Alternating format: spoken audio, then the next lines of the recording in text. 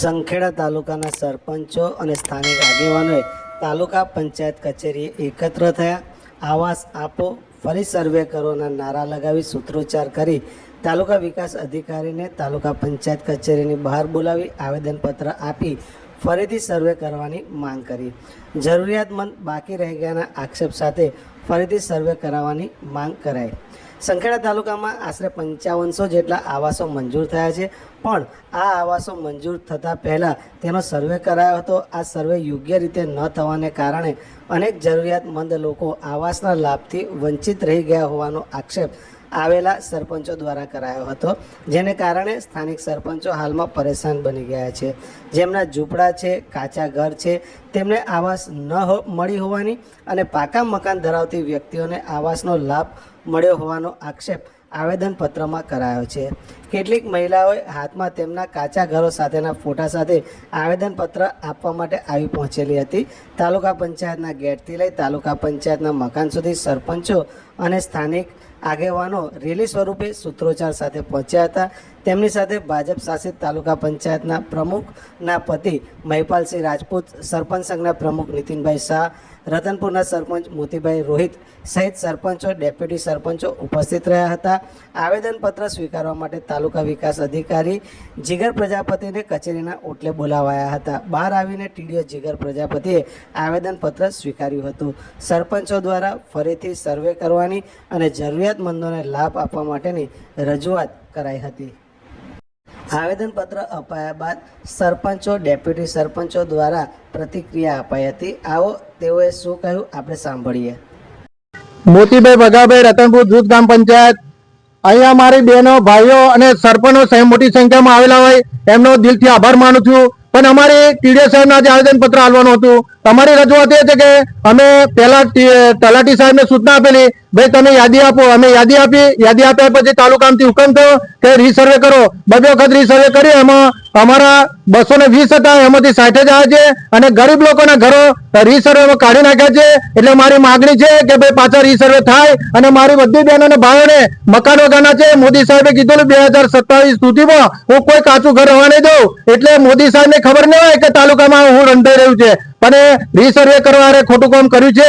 એટલે અમારે પાછું રીસર્વે થવું જોઈએ અને દરેક લાભાર્થીને આવાસો 2027 પહેલી મંજૂર થવી જોઈએ, એ મારી માગણી છે.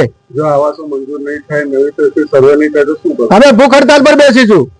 મારું નામ શંકરભાઈ ગણપતભાઈ વસાવા, માજોડ સરપંચ. અમારા ગામ પંચાયતની અંદર જે સર્વે થયું હતું એ સર્વેની અંદર ખરેખર જે લાભાર્થીઓ છે તેને ખરેખર આવાસનો લાભ નથી મળ્યો, તો ફરી રીસર્વે થાય એવી વિનંતી. દોરી ગામનો ડેપ્યુટી સરપંચ સચિન માછી. અને અમારી પંચાયતમાં પણ સર્વેમાં જે પણ ભૂલો થઈ છે અને જે લાભાર્થીઓના કાચા મકાન છે, જે નળિયાવાળા છે અને જે બિલકુલ પડી જવાની હાલતમાં છે, એવા મકાનોનો સર્વે કેન્સલ થઈ અને પાકા મકાનો વાળાના સર્વેમાં એમની આવાસ આવી છે અને જે લેવા પાત્ર હતા એવા લોકોના મકાનો કેન્સલ થયા છે.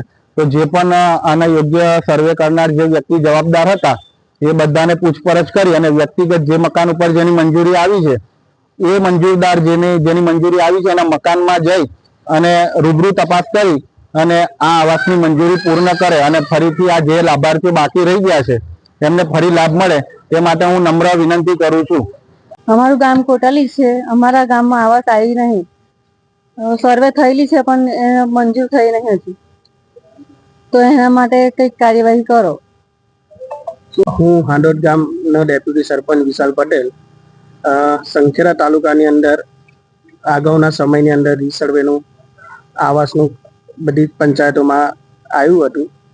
ત્યાર પછી અત્યારે જે નવું લિસ્ટ આપેલું છે દરેક તલાટી પાસે, એમાં લગભગ બધી જ પંચાયતોની અંદર આવાસો નથી મળ્યા રીસર્વે કરવા છતાંય. તો એ જો રીસર્વે ફરીથી થાય એવી સંખેડા તાલુકા વતી દરેક તાલુકાની પંચાયતોની અંદર થાય તો દરેક ગામડાઓનો ફરીથી આ લાભાર્થીને લાભ મળે. આ સરકારના પૈસા છે, સરકાર સીધા ખાતામાં નાખે છે, કોઈના વ્યક્તિગત ખિસ્સામાંથી પૈસા નથી આપવાના. એટલે આ લાભ ડાયરેક્ટ લાભાર્થીને મળે અને મોદી સાહેબે આટલી સરસ સુવિધાઓ ઊભી કરી છે, તો આ બહેનોને અને ભાઈઓને લાભ મળે એવી અમારી આજે ટીડીઓ સાહેબને અમે આવેદનપત્ર આપ્યું છે, જે અમે આશા રાખીએ છીએ કે આ અમારું સફળ મિશન થાય. ગામ સારંગપુર, તાલુકો સંખેડા, જિલ્લો છોટાઉદેપુર. એમાં સરપંચ તરીકે શ્રી રાજપૂત નગીનસિંહ ગેમલસિંહ અમારે જે આવાસ એ રીસર્વે થયું છે, સાચા ગરીબ લાભાર્થીને લાભ મળવો જોઈએ. બાકી બે માના લોકોને બી રીસર્વે એમાં આવ્યા છે, તો એ ના થવું જોઈએ. રીસર્વે ગરીબ લોકોને આવાસ મળવી જોઈએ. મારું ગામ કોટાલ છે. રતનપુર જૂથ પંચાયત અમારે લાગે છે ને રતનપુર જૂથ પંચાયતમાં 7 થી 8 ગામ આવેલા છે.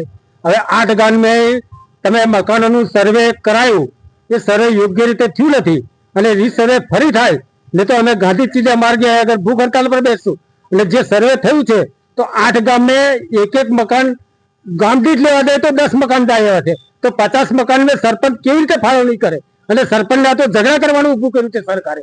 ત્યારે મોદી સાહેબનો કાયદો એવો બોલે છે કે 2027માં દરેક ઘર પાકું થવું જોઈએ. તો જેને અન્યાય થયો છે તેના માટે જનતા અહીંયા આગળ આવીને ઊભી છે ને રજૂઆત કરે છે. હવે પછી નિર્ણય લો તો રીસર્વેનો પાકો અને સરપંચને તલાટીનો અભિપ્રાય લઈ અને સર્વે કરાવો. શું નામ તમારું? વિક્રમસિંહ કોટાલી.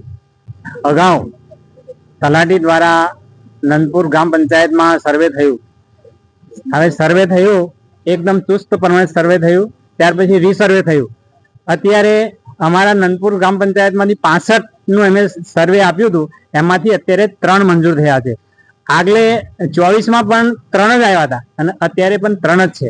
તો અમારી માંગણી એવી છે કે આ ફરી રીસર્વે થાય અને જે પણ બાકી છે એ બધાને આવાસનો લાભ મળે એવી અમારી માંગણી છે.